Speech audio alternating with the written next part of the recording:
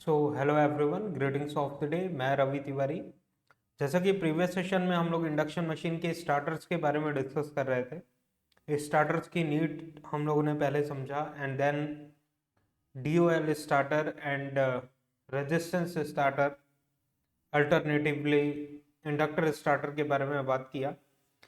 आज उसी टॉपिक्स को एक्सटेंड करते हुए और भी कुछ मेथोडोलॉजी की तरफ बात करेंगे हम लोग, और आज के सेशन में हम लोग ऑटो ट्रांसफार्मर स्टार्टर में डिस्कस करेंगे, राइट।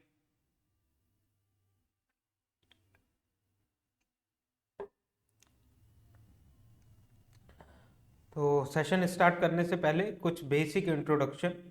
हम लोग गेट एकेडमी के चैनल पे हैं एंड RRB JEE 2024 में 7,900 प्लस पोस्ट है। गेट एकेडमी का कोर्स CBT 1 499 में अवेलेबल है, CBT 1 प्लस CBT 2 777 में अवेलेबल है। जिस डेट पे आप कोर्सेज में एनरोल करते हैं उसी सेम डेट पे इमीडिएटली जितने भी RRB JEE के ऑफिशियल सिलेबस में सब्जेक्ट मेंशन है वो सारे के सारे सब्जेक्ट इमीडिएट बेसिस पे आपको प्रोवाइड कर दिए जाएंगे, जिससे आप अपनी स्टडी को अपने अकॉर्डिंग प्लान कर सकें। गेट 2027 का कोर्स 5,555 रुपीज में अवेलेबल है। गेट 2025, 26 एंड 27 के रेस्पेक्टिव प्राइजेज स्क्रीन के सामने विजिबल हैं आपको। तो गेट का एग्ज़ाम करीब ही है। अगर आप 25 के लिए प्रिपेयर कर रहे हैं तो कोर्सेस में एनरोल कर सकते हैं।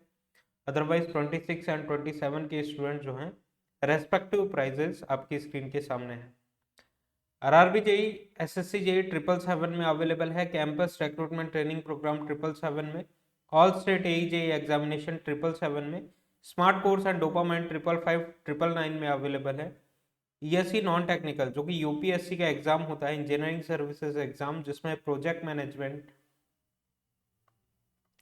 Engineering drawing, environmental science, ICT और भी कुछ नॉन टेक्निकल सब्जेक्ट्स हैं, वो सारे के सारे सब्जेक्ट नॉन टेक्निकल का पोर्शन 777 में अवेलेबल है।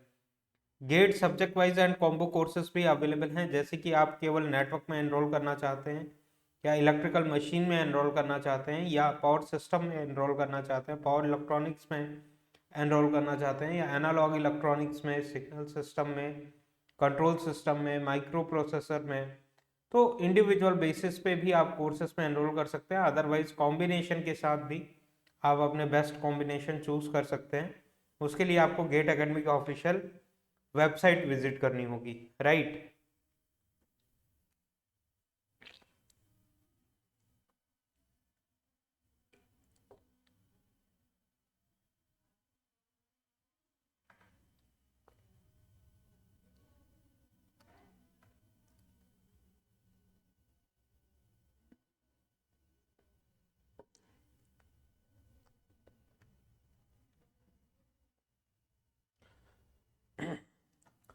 Online test series for GATE 2025 333 में अवेलेबल है, जिसमें topic wise test 28, subject wise basic level के test 12, subject wise advance level के test 12, multiple subject test 14, full length mock test for GATE examination 10 test हैं, and total number of test 76 है।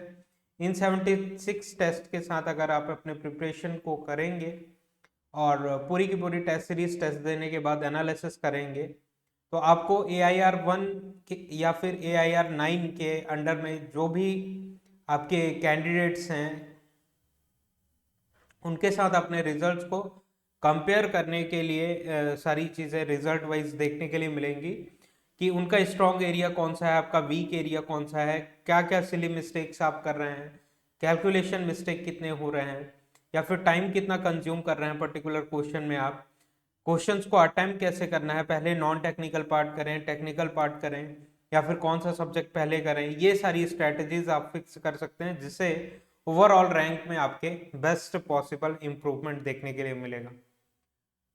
Gate examination बहुत करीब ही है, तो आप जल्द से जल्द एनरोल करके अपने प्रिपरेशन को और भी ज़्यादा बूस्ट कर सकते हैं। ध्यान दीजिएगा, ऑनलाइन टेस्ट सीरीज एक इम्पॉर्टेंट रोल प्ले करती है और मस्ट है जो भी कैंडिडेट्स गेट के लिए प्रिपेयर कर रहे हैं। QR कोड आपकी स्क्रीन के सामने है, ये जनरल एप्टीट्यूड ई बुक का QR कोड है, जिसमें numerical ability, logical reasoning, verbal ability, special aptitude 521 total number of pages हैं।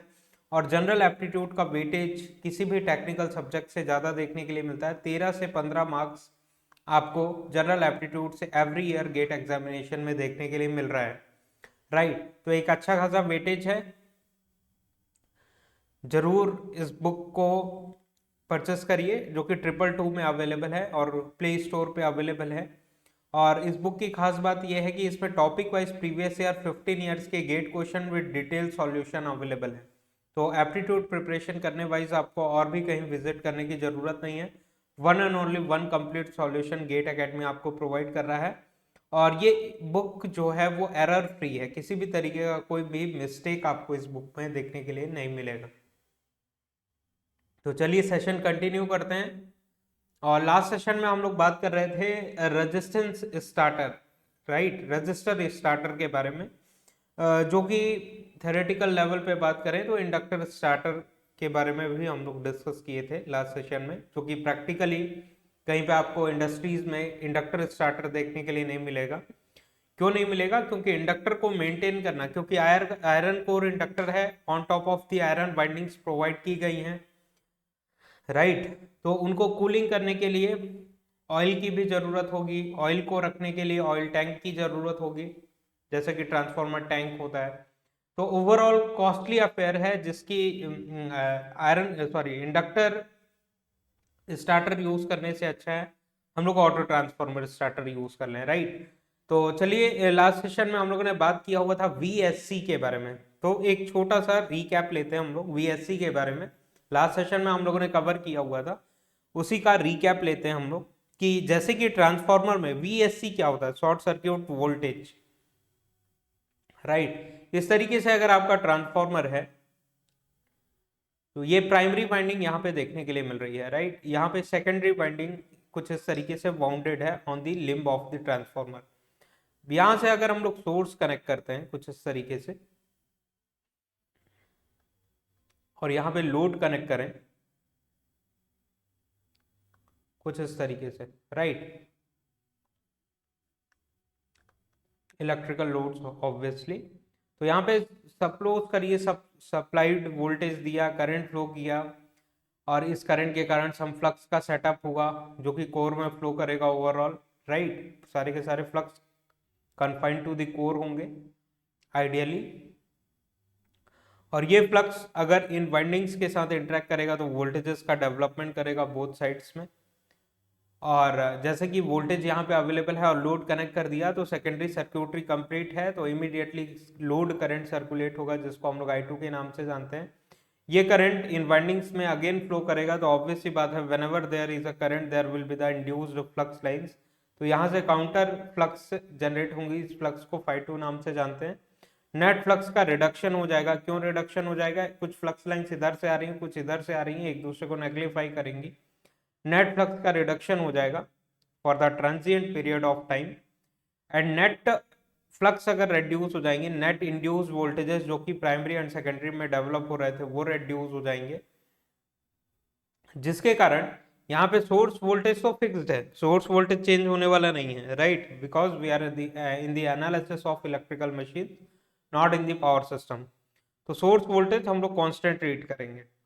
तो यहाँ पे जो इंड्यूस्ड ईएमएफ है अगर प्राइमरी साइड का रेड्यूस हो जाता है तो ऑब्वियस सी बात है यहाँ से सम एक्सटर्नल करंट फ्लो करेगा, सम एक्स्ट्रा करंट फ्लो करेगा। इस करंट को हम लोग I2 डैश के नाम से जानते हैं, load component of current reflected to primary side, right, I2 dash. और इस करंट के कारण some extra flux lines generate होंगी जो कि Φ2 डैश होंगी। बिकॉज ऑफ Φ2 डैश जो फ्लक्स क्रिएट हो रही है वो Φ2 डैश होंगी, क्योंकि as per the Oersted rule whenever there is a current there will be the induced flux line। तो ओवरऑल फाई नॉट जो फ्लक्स था वो उसका सपोर्ट करेंगी, और नेट फ्लक्स का जो रिडक्शन हो रहा था उसको मेंटेन करेंगी, कांस्टेंट रखने की कोशिश करेंगी। और जिसके कारण जब नेट फ्लक्स कांस्टेंट हो गया, नेट फ्लक्स का जो रिडक्शन था वो कंपनसेट हो गया, तो नेट इंड्यूस्ड ईएमएफ जो रेड्यूस हो रहे थे वो अपने वैल्यू को मेंटेन कर लेंगे और इनकी वैल्यू भी कांस्टेंट देखने के लिए मिलेगी, राइट। तो ऐसा हम लोग डिस्कस करते थे। ओवरऑल थ्योरी ट्रांसफार्मर की। अब इसका इक्विवेलेंट सर्क्यूटरी जब हम लोग ड्रॉ करते हैं रिफ्लेक्टेड टू सेकेंडरी साइड, तो यहाँ पे हम लोगों का सेकेंडरी साइड का इंड्यूस वोल्टेज E2 और ओवरऑल रेजिस्टेंस, सेकेंडरी साइड का वाइंडिंग का रेजिस्टेंस, प्राइमरी साइड के वाइंडिंग का रेजिस्टेंस, जिसको हम लोग Re2 के नाम से जानते हैं, और रिएक्टेंस को, लीकेज रिएक्टेंस को Xe2 के नाम से जानते हैं। ये सारे के सारे सेकेंडरी साइड में हम लोगों ने रिफ्लेक्ट कर दिया हुआ है, शंट ब्रांच को नेग्लेक्ट कर दिया हुआ है। शंट ब्रांच मतलब कि R0 X0 magnetizing branch, imaginary right fictitious branch, उसको नेग्लेक्ट कर दिया। और यहाँ पे हम लोगों ने लोड कनेक्ट करना है कुछ इस तरीके से, टर्मिनल्स दिए हुए हैं राइट। तो ध्यान देने वाली बात यह है कि अगर कोई डीसी सर्क्यूटरी सपोज करिए हम लोग एनालिसिस कर रहे हैं, लेट्स सपोज फॉर एग्जांपल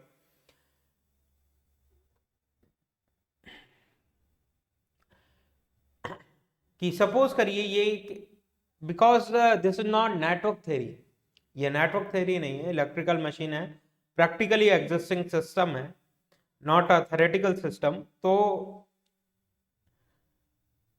एक एग्जांपल हम लोग समझने की कोशिश करते हैं कि सपोज करिए इस मशीन की जो रेटिंग है वो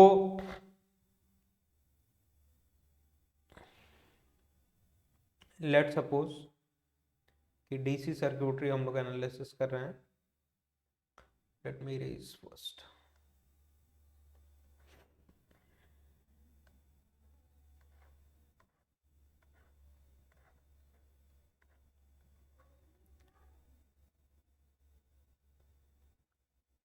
तो कुछ इस तरीके से डीसी सर्क्यूटरी हम लोग एज्यूम करते हैं।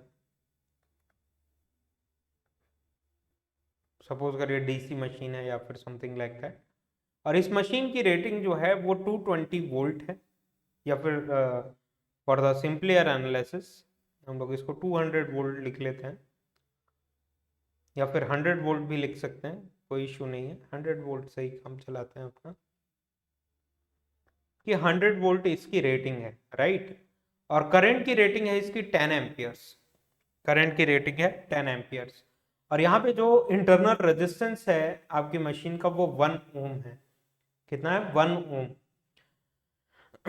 तो अगर हम लोग इसको शॉर्ट सर्किट करते हैं, अगर हम लोग इसको शॉर्ट सर्किट करते हैं तो कितना करंट फ्लो करेगा? इनके टर्मिनल्स को अगर हम लोग शॉर्ट सर्किट करते हैं,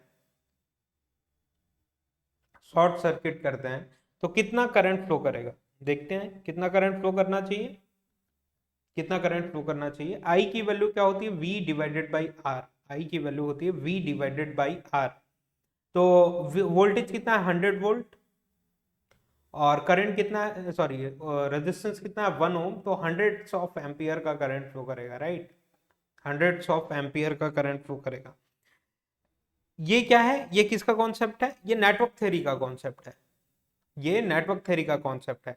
हंड्रेड्स ऑफ एम्पियर का करंट फ्लो करेगा, लेकिन कब फ्लो करेगा? जब 100 वोल्ट की रेटिंग ना है मशीन की, ये रेटिंग है मशीन की, इतना हम लोगों ने सप्लाई नहीं किया हुआ है, ये रेटेड वैल्यू ऑफ वोल्टेज है, रेटेड वैल्यू ऑफ वोल्टेज है। Let me right here, if we supply rated voltage, rated voltage of hundreds of ampere, sorry hundreds of volt, right, voltage की unit volt, then huge current, huge current, जिसको हम लोग बोलते हैं study short circuit current, study short circuit current will flow,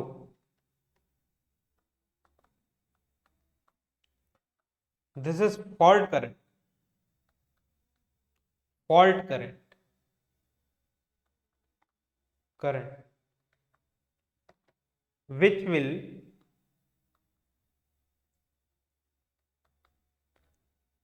which which can which can damage the machine, which can damage the machine, right? कि आपके machine की current की rating कितनी थी, आपके कंडक्टर्स मशीन के कितने एम्पियर के लिए डिजाइन थे, 10 एम्पियर्स के लिए डिजाइन थे। सपोज करिए दिस इज द कंडक्टर, इसमें अगर हम लोग 10 एम्पियर का करंट फ्लो करवाते हैं तो ये सस्टेन कर लेगा, 10 एम्पियर का फ्लो अपने आप में से फ्लो होने देगा, नो प्रॉब्लम नो इश्यूज, क्योंकि ये 10 एम्पियर के लिए डिजाइन है कंडक्टर। अब इसमें हंड्रेड्स ऑफ एम्पियर का करंट जो कि 10 एम्पियर के लिए डिजाइन कंडक्टर है, area of cross section of copper जो हम लोगों ने यूज किया हुआ 10 एम्पियर के लिए किया हुआ है, हंड्रेड्स ऑफ एम्पियर का करंट इंजेक्ट करते हैं, तो उस पर्टिकुलर केस में क्या होगा, आपकी ये कंडक्टर क्या हो जाएगा, इसका टेम्परेचर राइज होगा, आई स्क्वायर आर लॉसेस होंगे, जिसके कारण टेम्परेचर राइज होगा, टेम्परेचर इंक्रीज करेगा इंक्रीज करेगा इंक्रीज करेगा till the melting temperature of this conductor, right. कि अगर टेम्परेचर इंक्रीज होकर मेल्टिंग पॉइंट को रीच कर जाता है, उस मेल्टिंग पॉइंट पे ये कंडक्टर मेल्ट होना चालू हो जाएगा, आपकी मशीन में क्या हो जाएगा, डैमेज हो जाएगी आपकी मशीन, राइट। तो ये फॉल्ट करंट होता है, study short circuit current, right. ISSC, इसको हम लोग जानते हैं ISSC के नाम से, स्टडी शॉर्ट सर्क्यूट करंट। लेकिन इसी सेम मशीन में कि हम लोगों ने रेटिंग लिया हुआ था कितना, इस मशीन की रेटिंग थी 200 वोल्ट आई थिंक, और नो 100 वोल्ट, राइट, 100 वोल्ट का एग्जांपल लिया हुआ था, 100 वोल्ट, और करंट की रेटिंग है आपकी 10 एम्पियर का करंट रेटिंग लिया हुआ था हम लोगों ने, प्लस माइनस, और यहाँ पे इंटरनल रेजिस्टेंस की वैल्यू 1 ओम थी, एज इट इज 1 ओम हम लोगों ने रखा हुआ है, और ये टर्मिनल्स थे मशीन के। अब यहाँ पे इसको पहले शॉर्ट कर देते हैं हम लोग, इन टर्मिनल्स को शॉर्ट सर्क्यूट कर देते हैं,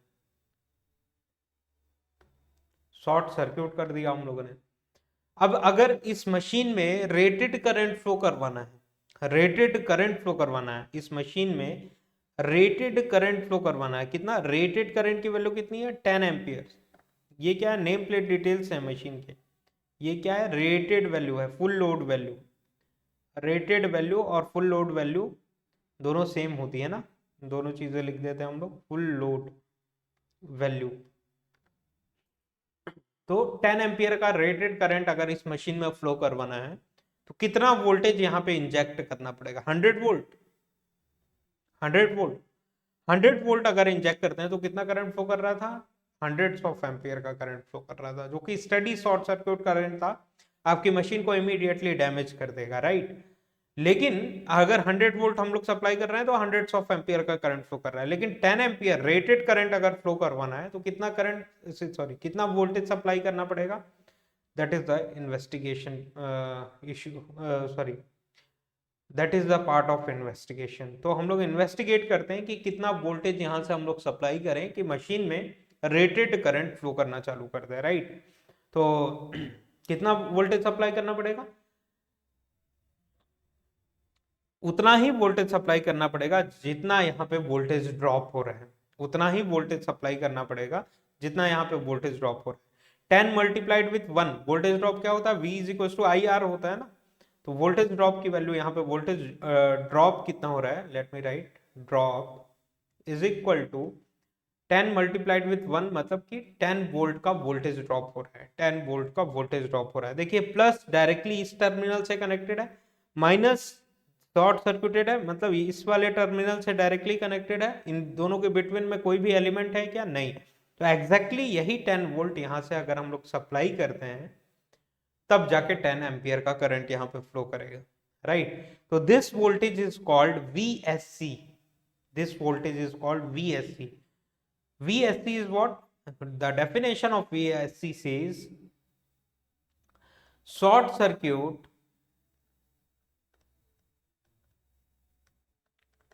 voltage to be supplied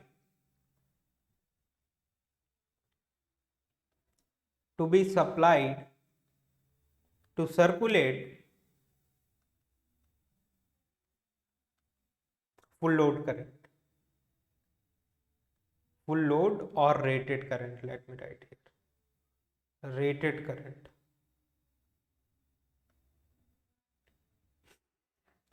तो VSC का डेफिनेशन आपको समझ में आया होगा, लास्ट सेशन में हम लोगों ने बात किया हुआ था, रिकैप ले लिए होंगे आप लोग कि शॉर्ट सर्क्यूट वोल्टेज क्या होता है, शॉर्ट सर्क्यूट वोल्टेज की value rated value of voltage से कम होती है। रेटेड वैल्यू ऑफ वोल्टेज कितनी थी, 100 वोल्ट। 100 वोल्ट नहीं सप्लाई करें, 100 वोल्ट अगर सप्लाई कर दिया तो आपकी मशीन डैमेज हो जाएगी during the short circuit condition.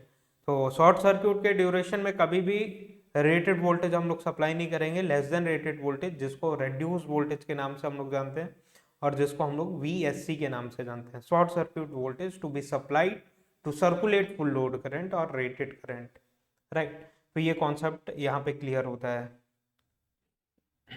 अब आज के सेशन में हम लोग जैसा कि रजिस्टर स्टार्टर के बारे में बात किया, इंडक्टर स्टार्टर के बारे में बात किया, आज के सेशन में हम लोग ऑटो ट्रांसफार्मर स्टार्टर पे डिस्कशन करना स्टार्ट करते हैं। तो ये सारे कॉन्सेप्ट आपके क्लियर हुए होंगे, जो कि लास्ट सेशन में हम लोगों ने बात किया हुआ था, VSC वगैरह के बारे में डिस्कस किया हुआ था, राइट, जो कि DOL स्टार्टर में आया हुआ था, राइट, ये कॉन्सेप्ट। तो यहाँ से सारी चीज़ें रिकैप कर सकते हैं, और आपको ये भी समझना होगा, this is not the movie, you have to give the effort. ये लेक्चर देखने के बाद आपको खुद से कॉपी पेन पे प्रैक्टिस करना है, कॉन्सेप्ट को रिकैप करना है, रिकलेक्ट करना है मल्टीपल टाइम्स, और एक बार अगर आप कंसीव कर जाते हैं तो फ्यूचर में कभी आपको कोई भी डाउट नहीं होगा, राइट, क्योंकि कॉन्सेप्ट को लर्न करना सीखिए, रटना नहीं सीखिए। ऑटो ट्रांसफार्मर स्टार्टर के बारे में बात करें, जैसा कि नाम से ही समझ में आ रहा है, ऑटो ट्रांसफार्मर यहाँ पे यूज किया जाता है। ऑटो ट्रांसफार्मर मतलब कि वेरिएक, जो कि लेबोरेटरीज में हम लोग यूज करते हैं। आप लोगों ने इलेक्ट्रिकल मशीन लेबोरेटरीज में प्रैक्टिकल्स पे परफॉर्म किए होंगे ऑटो ट्रांसफार्मर पे बेस्ड। वेरी करते जाते हैं, जिससे ओवरऑल वोल्टेज का स्टेप अप और स्टेप डाउन देखने के लिए मिलता है, राइट। तो यहाँ पे हम लोग बात करें, देखिएगा तीन टर्मिनल्स यहाँ पे देखने के लिए मिल रहे हैं, 3 लाइंस देखने के लिए मिल रही हैं, जो कि सोर्स के साथ आई हुई हैं, सोर्स के साथ कनेक्टेड है, राइट। अब ये सोर्स से होती हुई लाइन आ रही हैं और यहाँ पे स्विच इस तरीके से तीनों फेजेस में देखने के लिए मिल रहे हैं, राइट। और यहाँ पे एक ऑटो ट्रांसफार्मर कनेक्टेड है, राइट। ये फर्स्ट वाली वाइंडिंग के लिए, फर्स्ट वाले फेज की वाइंडिंग के लिए, सेकंड वाले फेज की वाइंडिंग के लिए, और ये थर्ड वाले फेज की वाइंडिंग के लिए। और ये वेरिएक क्या होता है, दिस इज वेरिएक, राइट, ये वेरिएक है कि रिप्रेजेंटेशन वाइज। तो यहाँ पे हम लोग ये एरो पॉइंटेड है, एरो को इंक्रीज या फिर डिक्रीज करके, इनका पोजीशन चेंज करके हम लोग सेकेंडरी साइड का वोल्टेज को वेरी कर सकते हैं। तो ये यहाँ पे कनेक्टेड है, ये भी यहाँ पे कनेक्टेड है मिडिल पोजीशन पे, ये भी यहाँ पे कनेक्टेड है, और ये तीनों कनेक्ट होके A phase of the machine पे जा रहे हैं, ये बी फेज पे जा रहा है ऑफ द कंडक्टर्स पे, और ये सी फेज ऑफ द वाइंडिंग्स पे जा रहा है, जो कि स्टेटर में कनेक्टेड वाइंडिंग है, A phase, B phase, C phase. This is the stator of machine, stator, ठीक है। तो ध्यान देते हैं, यहां से हम लोगों ने सोर्स कनेक्ट करके रखा हुआ है, और ये क्या है, लाइन टू लाइन वोल्टेज है, लाइन टू लाइन वोल्टेज है। यहां से हम लोगों ने रेटेड लाइन वोल्टेज सप्लाई किया, रेटेड लाइन वोल्टेज। और स्टार्टर का क्या काम रहता है, स्टार्टर्स क्यों यूज करते हैं इंडक्शन मोटर में, 2 induction motors are self starting machine. Starters इसलिए यूज करते हैं हम लोग क्योंकि स्टार्टिंग करंट की वैल्यू बहुत ज्यादा हाई होती है, और उस स्टार्टिंग करंट के कारण जो कि वैल्यू बहुत ज्यादा हाई होती है, लैगिंग होती है, क्योंकि आपके जितने भी इंडक्शन मोटर हैं सारे के सारे के पावर फैक्टर क्या देखने के लिए मिलेंगे, लैगिंग देखने के लिए मिलेंगे। लैगिंग ऑपरेटेड पावर फैक्टर पे करंट की वैल्यू अगर हाई है तो उस पर्टिकुलर सिचुएशन में रिएक्टिव पावर का रिक्वायरमेंट बहुत ज्यादा हाई होता है at the time of starting. जैसे कि विलेज एरिया में आप लोगों ने ऑब्जर्व किया होगा कि जैसे ही हम लोग रेफ्रिजरेटर वगैरह ऑन करते हैं या फिर हाईली इंडक्टिव लोड को ऑन स्विच ऑन किया जाता है, तो इनकैंडेसेंट लैंप जो होता है, ये येलो वाला जो लैंप होता है, वो उसमें फ्लक्चुएशंस देखने के लिए मिलते हैं, वो प्रॉपरली ग्लो नहीं कर पाते हैं विलेज एरियाज में। क्या रीजन है, रिएक्टिव पावर का रीजन, बिकॉज स्टार्टिंग करंट बहुत हाई है इंडक्शन मोटर्स का।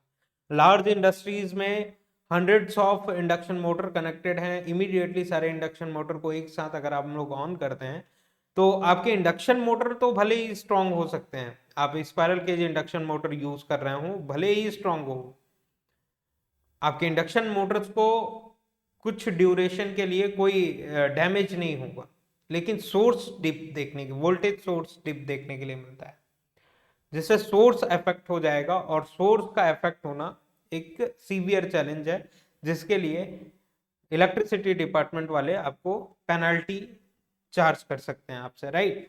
तो ध्यान देते हैं यहाँ पे कि यहां से हम लोगों ने रेटेड लाइन वोल्टेज सप्लाई किया, रेटेड लाइन वोल्टेज सप्लाई किया। अब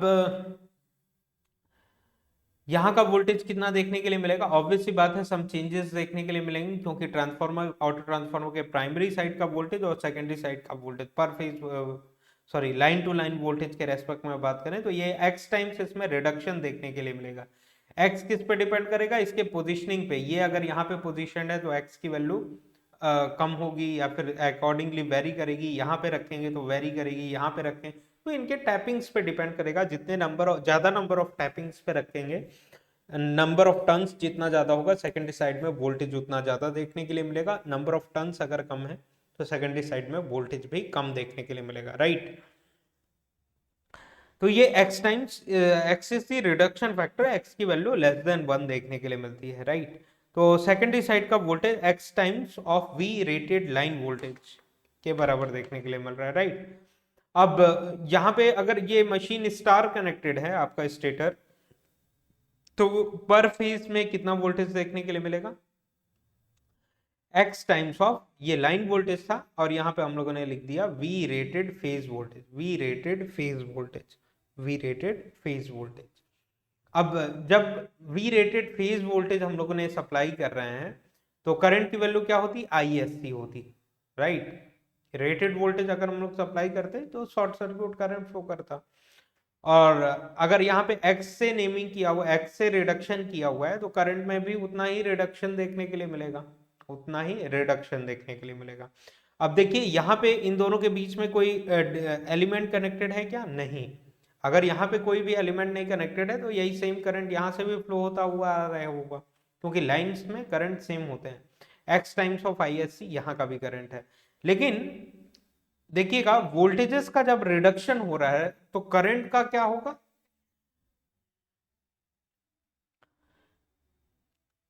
ज्यादा रिडक्शन होगा, करंट का ज्यादा रिडक्शन होगा, राइट। तो ध्यान देते हैं कि HV और LV के रेस्पेक्ट में हम लोग बात कर रहे हैं कि हाई टू, ये क्या है, ये इधर का वोल्टेज क्या है, हाई वोल्टेज, यहाँ का वोल्टेज क्या है, लो वोल्टेज। तो ये x times is the reduction factor ना, तो यहाँ पे अगर x टाइम्स ऑफ ISC है तो इधर का करंट क्या होगा, x square times of ISC होगा, इधर का current x square times of ISC देखने के लिए मिलेगा। तो क्योंकि late me right here HV divided by LV is the turns ratio, तो V रेटेड लाइन, HV का वोल्टेज है, x is the V rated line, ये LV का वोल्टेज है। तो टर्न्स रेशियो क्या आ रही है, 1/x आ रही है, टर्न्स रेशियो 1/x आ रही है, ठीक है। तो करंट अगर हम लोगों को चाहिए प्राइमरी साइड का, HV साइड का करंट चाहिए, IHV चाहिए, तो ये क्या हो जाएगा,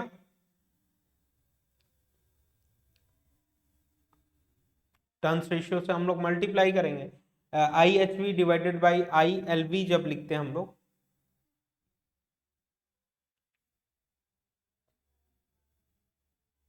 late me right here, ILV upon IHV लिखते हैं,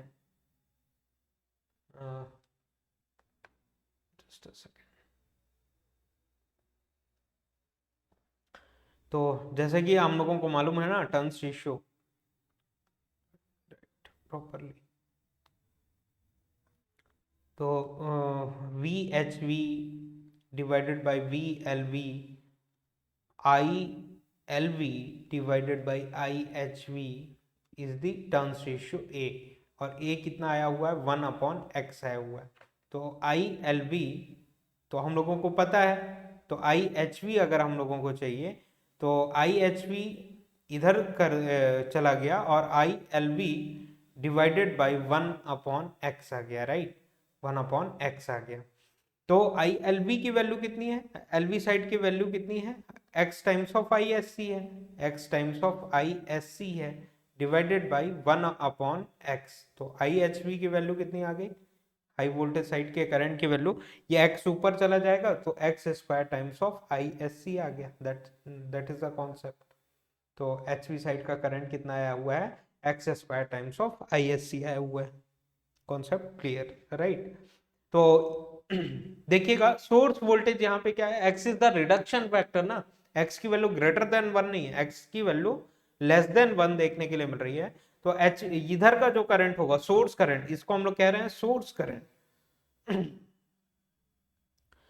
कि आपके मशीन को प्रोटेक्ट करने की जरूरत नहीं है, आपके सोर्स को प्रोटेक्ट करने की जरूरत है। ये स्टार्टिंग के टाइम से सोर्स से कम करंट ड्रॉ करे आपकी मशीन, इसीलिए हम लोगों ने x times of reduction factor x square times of ISC से यहाँ पे रेड्यूस कर लिया है, x स्क्वायर टाइम्स रेड्यूस कर लिया है अपने सोर्स करंट को, राइट, जिससे आपका सोर्स सेफ गार्ड हो सके। तो इसका यूज हम लोग फॉर मोटर्स अबव 25 HP, क्योंकि ये ऑटो ट्रांसफॉर्मर यूज करना सबसे कॉस्टली अफेयर है, इससे बेटर है कि हम लोग स्टार डेल्टा स्टार्टर यूज कर लें जिसमें कुछ हद तक सेम बेनिफिट लिया जा सकता है, जो कि नेक्स्ट सेशन में हम लोग बात करेंगे उसके बारे में। और ये क्या है, एक्सपेंसिव अफेयर है, ये एक्सपेंसिव अफेयर, क्योंकि ऑटो ट्रांसफार्मर के लिए वाइंडिंग्स जैसे कि आयरन कोर इंडक्टर चाहिए हम लोगों को, और ऑयल ऑयल फील्ड टैंक चाहिए, सारी चीज़ें चाहिए। तो overall cost economy point of view ये एक कॉस्टली अफेयर है कि as a starter auto transformer starter हम लोग यूज़ करें। बट इंडस्ट्रीज में हम लोग अबव 25 HP मशीन्स यूज़ करते हैं ऑटो ट्रांसफार्मर स्टार्टर, राइट। तो जैसा कि हम लोगों का डिस्कशन हुआ था इस फॉर्मूला के बारे में, T starting divided by T full load. तो यहाँ पे देखिएगा एक्स स्क्वायर कितना सोर्स करंट में, स्टार्टिंग करंट में रिडक्शन हो रहा है, यहाँ पे एक्स टाइम्स ऑफ ISC आ रहा है ना, ये फेज में जो करंट जा रहा है, ऑल आर पर फेज वैल्यू, ऑलरेडी हम लोगों ने बात किया हुआ था। तो ये एक्स टाइम्स ऑफ ISC यहाँ पे हम लोग लिखेंगे, और एक्स बाहर चला जाएगा क्योंकि यहाँ पे स्क्वायर था, तो एक्स में भी स्क्वायर आ गया, तो x square times of ISC और SFL, और नीचे तो डिनोमिनेटर सभी मशीन्स में सेम है, IFL है, राइट। तो ये एक इंपॉर्टेंट एक्सप्रेशन देखने के लिए मिल रहा है, जो कि आपके सोर्स करंट को रिड्यूस कर रहा है, एट द सेम टाइम जो पर फेजेस में भी करंट फ्लो कर रहे हैं वो भी एक्स टाइम से रिड्यूस हो रहा है। तो इसमें सबसे ज्यादा एडवांटेज लिया जा सकता है कि सोर्स करंट बहुत ज्यादा हद तक रिड्यूस किया जा सकता है, एक्स स्क्वायर टाइम्स रिड्यूस किया जा सकता है। That is what the beauty of auto transformer starter, right. तो प्रैक्टिकली हम लोग यूज करते हैं अबव 25 HP की मशीन्स में ऑटो ट्रांसफॉर्मर स्टार्टर।